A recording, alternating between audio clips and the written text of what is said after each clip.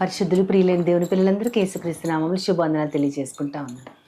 Easter తర్వాత వచ్చే 5వ ఆదివారం అంటే రేపటి దినం కోసం పెద్దలు మనకు ఏర్పరిచినటువంటి పాఠ్య భాగాలు చాలా అద్భుతంగా దేవుని యొక్క ప్రణాళిక మన కోసం ఏమై ఉన్నది, ఆయన మన గురించి ఎటువంటి ఉద్దేశాలు కలిగి ఉన్నారు, దేవుడు ఎవరిని ప్రేమిస్తారు, ఆయన ప్రేమించే వారి కోసం ఏమి చేస్తారు, దానికోసం మనం ఎలా వెయిట్ చేయాలి, ఎలా నిరీక్షించాలి, ఈ విషయాల్ని చాలా స్పష్టంగా ఆ 3 పాఠ్యాంశాల్లో ఇచ్చారు మనకి. ఇర్మియా గ్రంథం 29వ అధ్యాయం 11 నుంచి 14 వచనాలు మనకి పాత నిబంధన పాఠ్య భాగంగా ఇవ్వబడి ఉన్నది. అక్కడ ఉన్నటువంటి వాక్యాలు ఎలా స్టార్ట్ అవుతాయంటే ఆ 11వ వచనం నుంచి ఎలా మొదలవుద్దంటే, నీ గురించి నేను ఉద్దేశించిన సంగతులను నేను ఎరుగుదును. అంటే దేవుడు మన కోసం ఏమి ఉద్దేశాలు కలుగున్నాయి వానికి తెలుసంట. అవి సమాధానకరమైనవే కానీ హానికరమైనవి కాదు. అంటే మన కోసం దేవుడు ఏ ఉద్దేశాలు కలిగి ఉన్నాయంటే సమాధానకరమైన ఉద్దేశాలు. అంటే చాలామంది వారి జీవితాలలో డబ్బు కావాలనో, సంపద కావాలనో, ఆరోగ్యం కావాలనో, లేదా ఇంకా రకరకాల భూలోకపు పరిస్థితుల్ని వారు అడుగుతూ ఉంటారు. కానీ సమాధానాన్ని దేవుడిస్తూ ఉన్నారు. సమాధానకరమైనటువంటి ఉద్దేశాలను కలిగి ఉన్నారంటే అక్కడ సమాధానం అంటే ఏంటి అంటే, దేవునికి మనతో సమాధానం లేదు. మనము దేవుని ఉద్దేశాలను ఎప్పుడు నెరవేర్చలేదు. దేవుడు మనల్ని చూసినప్పుడు ఉగ్రత తప్ప దేనికి మనం గురి కాము. అసలు ఆయన చెప్పిన విధానాల్లో మనం నడుచుకోలేకపోతున్నాం. కాబట్టి మనము ఆయనని విసిగిస్తూ, ఆయనని వేధిస్తూ, మనము ఆయనకి ఉగ్రత తెప్పిస్తూ ఉన్నాం. కాబట్టి ఎప్పుడు మనల్ని చూసినా ఆయనకి ఒక సమాధానము, శాంతి మనతో లేదు. కానీ మనము ఆయన దారి తప్పి ప్రవర్తించినా సరే మన పట్ల ఉన్న ఉద్దేశాలు మాత్రం శాంతికరమైనవే, సమాధానకరమైనవి, హానికరమైనవి కాదు. హానికరమైన ఉద్దేశాలంటే మనల్ని ఆయన శిక్షించాలి. కానీ అవి కాదు నా ఉద్దేశాలు.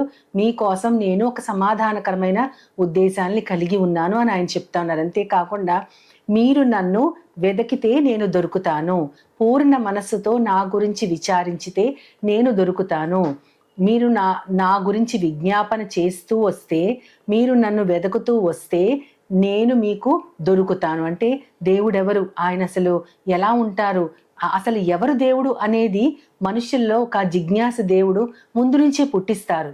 దేనిని బడితే దానిని పూజించకుండా ఆయన పట్ల నిజమైన దేవుడు ఎవరు అని ఎవరైతే పూర్ణ మనస్సుతో విచారణ చేస్తారో, నాకు నిజమైన దేవుడు తెలియాలి అని ఎవరు విచారణ చేస్తారు, వారికి నన్ను నేను కనపరుచుకుందును అని ఆయన చెప్తున్నారు.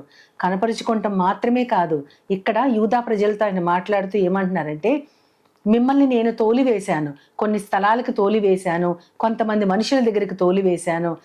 అంటే ఆయన ఆ ఉగ్రత వారు భరిస్తూ ఉన్నారు.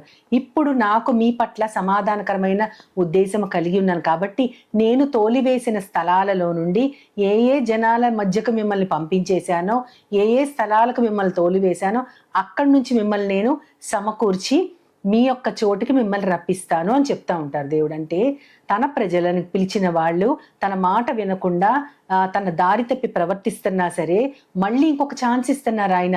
నేను మిమ్మల్ని శిక్షించను, ఎక్కడెక్కడికి మిమ్మల్ని పంపేశాను అక్కడి నుంచి మీ చోట్లకి మళ్ళీ సమకూరుస్తాను. కానీ మీరు చేయాల్సిన పని ఏంటంటే, మీరు నన్ను వెతకండి, మీరు నాకు విజ్ఞాపన చేయండి, అప్పుడు నన్ను నేను కనపరుచుకుంటానని చెప్తున్నారు. ఎంత గొప్ప దేవుడో! ఆయన కోపము నిమిషం మాత్రమే ఉంటుంది, ఆయన దయ ఆయుష్కాలం అంతా ఉంటుంది. అది గుర్తు చేసుకోవాలి. మనం అనుకుంటాం దేవుడు నన్ను విడిచిపెట్టేశాడు అందుకని నేను ఈ విధంగా బాధపడుతున్నానని. కానీ కాదు, అది ఒక్క నిమిషం మాత్రమే ఉంటుంది. ఆయన దయ మాత్రం మనకి ఆయుష్కాలంగా ఉంటుంది. మన ఆయుష్ అంతా కూడా ఆయన దయ వల్లే మనం నడిపించబడతా ఉంటాం. కాబట్టి ఆయన మన కోసం ఉద్దేశించిన సంగతులన్నీ కూడా సమాధానకరమైనవే అని పాత నిబంధన పాఠ్య భాగంలో చెప్పబడింది. మనం పత్రికా వాక్య భాగానికి వస్తే 8వ అధ్యాయం, రోమా పత్రిక 8వ అధ్యాయము 24 నుంచి 28 వచనాలు వరకు ఉంటుంది. అక్కడ ఏమని ఉంటుందంటే, అక్కడ ఒక అద్భుతమైన విషయం దేవుడు మాట్లాడుతూ ఉంటారు. అది ఆత్మ గురించి అని చెప్తా ఉంటారు. ఏంటంటే, మనము నిరీక్షించాము కాబట్టి రక్షించబడ్డాము. నిరీక్షణ కలిగి ఉన్నాం అంటే దేనికోసమో మనము వెయిట్ చేస్తున్నాము, అందుకని దేవుడు మనల్ని రక్షించాడు. కానీ నిరీక్షించబడినది మనకి ఇంకా కనపడలేదు. మనం దేనికోసం వెయిట్ చేస్తున్నామో అది మనకి ఇంకా దొరకలేదు. దొరికితే ఎవరైతే తను నిరీక్షిస్తున్నది కంటికి కనపడుతుందో దానికోసం ఇంకా దానికోసము వెతకరు. ఎందుకంటే అది ఆల్రెడీ కనపడుతుంది కాబట్టి. ఎవరైనా నిరీక్షించే వాళ్ళు ఎవరుంటారంటే, కనపడకుండా ఉంది, మనం దేనికోసం వెయిట్ చేస్తున్నాం, అది ఇంకా కనపడలేదు, అందుకని మనం ఓపికతో నిరీక్షించుతున్నామని పౌలు గారు అక్కడ అంటారు.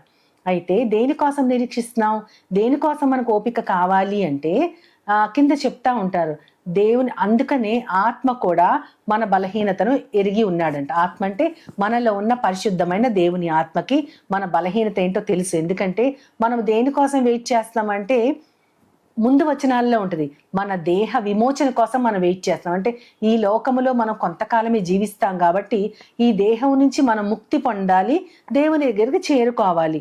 అందుకనే ప్రకృతి కూడా దేవుని కుమారుల యొక్క ప్రత్యక్షత కొరకు ఎదురు చూస్తూ ప్రసవ వేదన పడుతూ మూలుగుతూ ఉంది అని అక్కడ చెప్పబడతా ఉంది. అంటే మన గురించి, మన పాపం గురించి ప్రకృతి అంతా కూడా శపించబడింది. మన కోసం దేవుడు ఈ భూమి అంతటిని శపించాడు. కాబట్టి ఆ భూమి మీద ఉన్న ప్రకృతి అంటే పశుపక్ష్యాదులు, చెట్టు చేమలు అన్నీ కూడా ఎప్పుడు దేవుడు సృష్టించిన నరులు ఎప్పుడు వస్తారు, ఆయన ఎట్లాంటి మంచి మనుషులు తయారు చేసుకున్నాడు, కానీ ఇంత భయంకరంగా తయారైపోయారు కాబట్టి వాళ్ళు ఎప్పుడు వస్తారా అని ప్రకృతి కూడా ఎదురు చూస్తూ ఉందంట. మనము కూడా ఈ దేహము నుంచి విమోచన పొంది దేవుని దగ్గరికి వెళ్ళాలి, దేవుడు ఎలా ఉంటాడో అని మనకు ఒక నిరీక్షణ ఉంది కాబట్టి ఓపికతో ఎదురు చూస్తున్నాం. కానీ మనకు ఒక బలహీనత ఉందంట.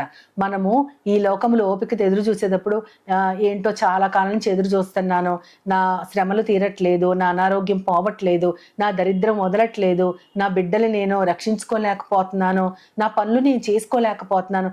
శరీర శ్రమ, మానసిక శ్రమ, ఆర్థిక బాధలు ఇవన్నీ కూడా మనిషిని ఎప్పటికప్పుడు నలిపేస్తూ ఉంటాయి. వారు ఎవరైనా సరే ఒక్కొక్కరికి ఒక్కొక్క రకమైన శ్రమ, కొంతమంది అనేక రకాలైన శ్రమల గుండా వెళ్తూ ఉంటారు. అప్పుడు ఆ ఓపిక మనకు ఉండదంట. అప్పుడు మన బలహీనతను కనిపెట్టి మనలో ఉన్న పరిశుద్ధమైన ఆత్మ మన గురించి దేవునికి విజ్ఞాపన చేస్తూ ఉంటాడంట. ఏమని? మన బలహీనతను చూసిన ఆత్మ మన పక్షాన, అంటే మనము దేవునికి విజ్ఞాపన చేయలేకపోతున్నాం. ఇందాక మనం చూసిన పాత నిబంధన గ్రంథంలో ఏమనుందంటే, మీరు నా గురించి విజ్ఞాపన చేస్తే నన్ను నేను మీకు కనపరుచుకుంటాను అని ఉంటుంది. ఇక్కడేమనుందంటే, మీ గురించి మీరు దేవునికి సరిగ్గా మీ రిక్వెస్ట్లు పంపించలేకపోతున్నారు, మీరు శ్రమలలో నలిగిపోతూ దేవునిని ప్రార్థించడం కూడా మానేస్తున్నారు. కాబట్టి మీలో ఉన్న పరిశుద్ధమైన ఆత్మ మీ బలహీనతలు తెలుసు కాబట్టి ఆయన మీ పక్షాన దేవునికి విజ్ఞాపన చేస్తాడు. ఎలాగంటే ఉచ్చరింపశక్యము కాని మూలుగులతో మన పక్షాన ఆయన విజ్ఞాపన చేస్తున్నాడు. అదే ఆత్మదేవుడు మనకి చేసే సహాయం. పుట్టించినది ఆయనే, పోషించేది ఆయనే, కానీ మనం మాత్రం ఆయన విధానాల్లోంచి తప్పిపోయి ఆయన కోపం పుట్టిస్తున్నాం. అయినా సరే మళ్ళీ ఆయన మన పట్ల మంచి ఉద్దేశాలు కలిగి మిమ్మల్ని నేను మళ్ళీ సమకూరుస్తాను, మీకు ఇష్టమైన చోటుకి మళ్ళీ రప్పిస్తానని చెబుతూ ఆయన మనల్ని ప్రేమతో లాలిస్తున్నా సరే మనకి మాత్రం ఆయన దగ్గర సరిగ్గా ప్రార్థన కూడా చేసుకోలేకపోతున్నామంట. ప్రార్థన కూడా దేవుడే మన పక్షాన్ని చేస్తున్నాడు. ఇంకా మనం ఏం చేస్తున్నాము? ఏది చేయట్లేదు. మన పక్షాన ప్రార్థన కూడా మనలో ఉన్న దైవాత్మే చేస్తున్నాడంట. చెయ్యటం మాత్రమే కాకుండా అక్కడ ఇంకొక మాట ఉంటది, హృదయాలని పరిశోధించే దేవుడు ఆత్మ యొక్క మనస్సేదో తెలుసుకుంటాడు. హృదయాలను పరిశోధించేది ఎవరంటే సృష్టికర్త అయిన తండ్రి. ఆయన మన హృదయాన్ని వెతుకుతున్నాడంట. వెతుకుతూ ఆయన ఒకటి తెలుసుకుంటున్నాడు, ఆత్మ యొక్క మనస్సు.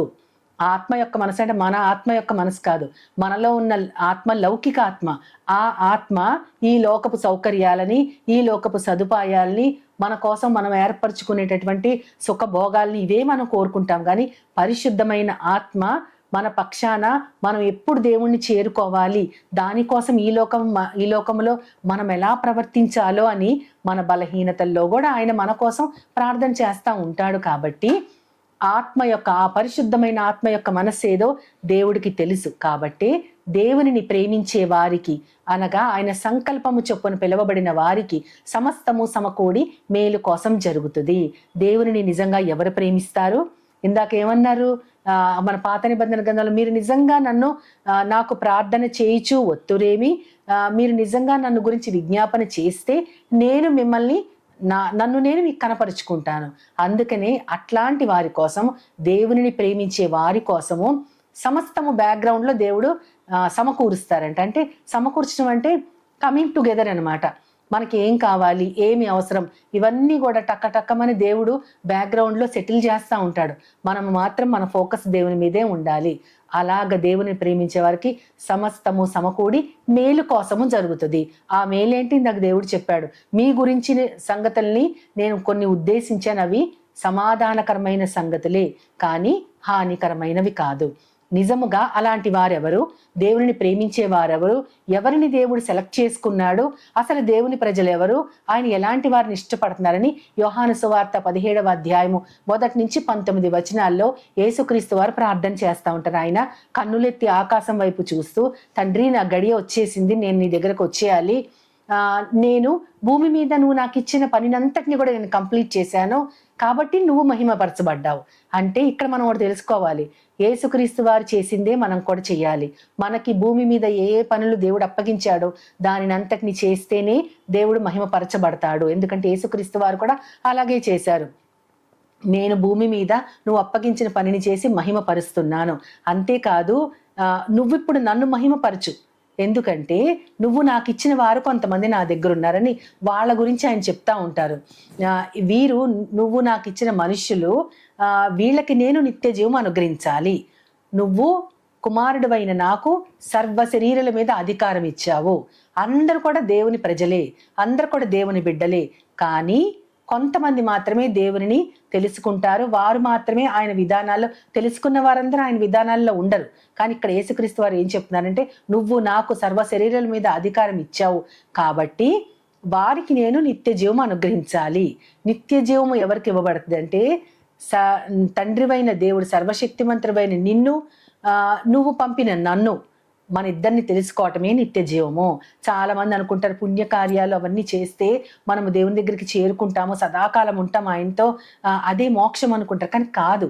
తండ్రి అయిన దేవుడు, ఆయన పంపించిన యేసుక్రీస్తుని తెలుసుకుంటేనే నిత్య జీవం అని చెప్తూ ఆయన ఏమంటారంటే, నా గడియ వచ్చేసింది, ఇంకా నా దగ్గర ఉన్న వాళ్ళని నేను చాలా జాగ్రత్తగా కాపాడుకున్నాను, వీరి కోసం నేను ప్రార్థన చేస్తున్నాను, లోకమంతటి కోసం నేను చేయట్లేదు. ఎందుకంటే నువ్వు వీళ్ళని నాకు ఇచ్చావు, నేను వాళ్ళకి నీ నామాన్ని తెలియపరిచాను, వారు నీ నామాన్ని అంగీకరించారు.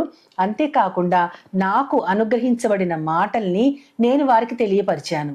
వాళ్ళు ఏం తెలుసుకున్నారంటే, నేనే నీ దగ్గర నుంచి ఈ లోకానికి దిగి వచ్చానని వారు తెలుసుకున్నారు. కాబట్టి వాళ్ళల్లో నన్ను మహిమపరచు అంటున్నారు. అంటే దేవుని విధానాలను తెలుసుకున్న వాళ్ళల్లో దేవుడు మహిమపరచబడతాడు. మనల్ని చూసినప్పుడు మన విధానాలని బట్టి నిజంగానే వీళ్ళు దేవుని బిడ్డలు అని ఎవరైనా తెలుసుకున్నప్పుడు దేవుడు మహిమపరచబడతాడు. దేవుడు మహిమపరచబడతాడంటే దేవునికి గొప్పతనం కలుగజేయబడుతుంది.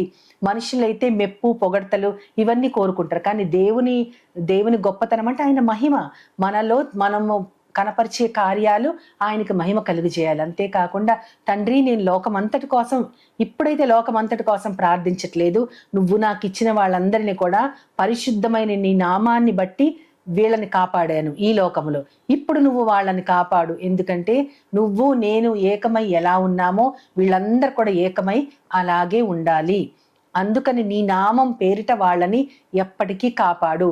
నువ్వు నాకు ఇచ్చిన వారిని లేఖనము నెరవేరినట్లు చాలా భద్రపరిచాను. ఒక్క నాశన పుత్రుడు అంటే యూదా ఇస్కరియోతు తప్ప అందరూ నా దగ్గర భద్రపరచబడి ఉన్నారు.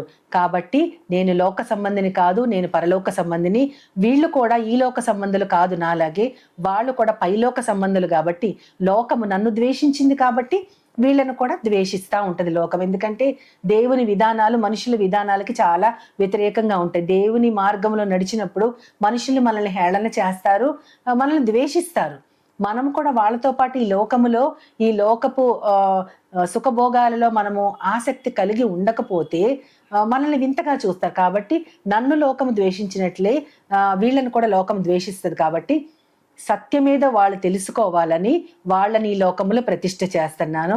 నేను కూడా నన్ను నేను సత్యము కొరకు ప్రతిష్ఠ చేసుకున్నాను. యేసుక్రీస్తు వారు చెప్పింది ఏంటంటే, దేవుడు తనకు అనుగ్రహించిన ప్రతి మనిషిని ఆయన కాపాడుతున్నాడు. ఎవరైతే ఆయన తెలుసుకుంటారో వాళ్ళకి నిత్య జీవాన్ని అనుగ్రహిస్తాడు.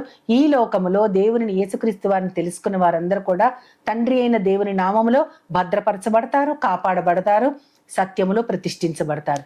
ఈ సత్యము మనం ఎక్కడ చూస్తామంటే ఈ లోకంలో యేసుక్రీస్తు సత్యమని మనకి తెలుసు, కానీ ఆయన వెళ్ళిన జీవ మార్గములో మనం కూడా దేవునిని కలుసుకోవడానికి ఓపికతో ఉండాలి. ఓపికతో ఉండటానికి మనకి ఆ ఓపిక లేదు. కాబట్టి పరిశుద్ధమైన ఆత్మదేవుడు మన పక్షాన ఆయనే ఉచ్చరింప శక్యము కాని మూలుగులతో ప్రార్థన చేస్తూ ఉంటాడు. కాబట్టి బ్యాక్గ్రౌండ్లో దేవుడు మన కోసం ఏవేవి ఏర్పరిచాడో అవన్నీ ఒకదానికోటి ఓదానికోటి కలుసుకొని, అవును దీనికోసమే దేవుడు నేను ప్రేమించాను కాబట్టి ఇవన్నీ నాకు సమకూర్చబడ్డాయి. ఒకానొక రోజు మనమందరం తెలుసుకునే రోజు వస్తుంది. ప్రతి వారు తమ జీవితాలకు అర్థం ఏంటి, సార్థకత ఏంటి, దేవుని ప్రేమించాను కాబట్టి వెనకాల నాకు ఆయన సెటిల్ చేసినవి ఏంటి, ఇవన్నీ తెలుసుకుంటారు. అవన్నీ ఏంటంటే మిమ్మల్ని గురించి నేను ఉద్దేశించిన సంగతులు సమాధానకరమైనవే, అవి హానికరమైనవి కాదు. ఇది మన మనస్సుల్లో ఉంటే గనక ఆ సమాధానకరమైన సంగతులు మనకు ఎంతో సంతోషాన్ని కలిగిస్తాయి. ఆ సంతోషము మనలో పరిపూర్ణమై ఉందని యేసుక్రీస్తు వారు ఇందాక యోహాను సువార్తలో చెప్తారు.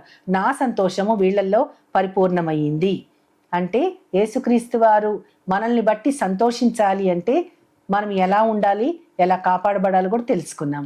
ఆయన సంతోషం మనలో పరిపూర్ణం అవ్వాలంటే మనం ఖచ్చితంగా ఆ సమాధానకరమైన సంగతులను పొంది నిరీక్షించే వారమై ఓపిక కలిగి ఉందాము.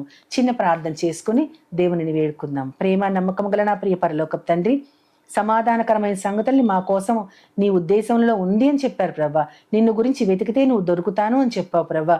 నాయన నిజంగా నిన్ను ప్రేమించే వారికి సమస్తము సమకూడి మేలు కోసం జరుగుతుంది అని చెప్పావు ప్రభా. నాయన నిన్ను ప్రేమించే వారు ఎవరు అంటే నీ నామములో నీ మహిమ తెలుసుకుంటూ ఈ లోకంలో మాకు అప్పగించిన పనిని సంపూర్ణముగా జరిగించి నిన్ను పరిచే వారే. అలాంటి వారముగా మేమందరం కూడా ఉండాలి. అప్పుడే నీ సంతోషము మాలు పరిపూర్ణమవుతుంది.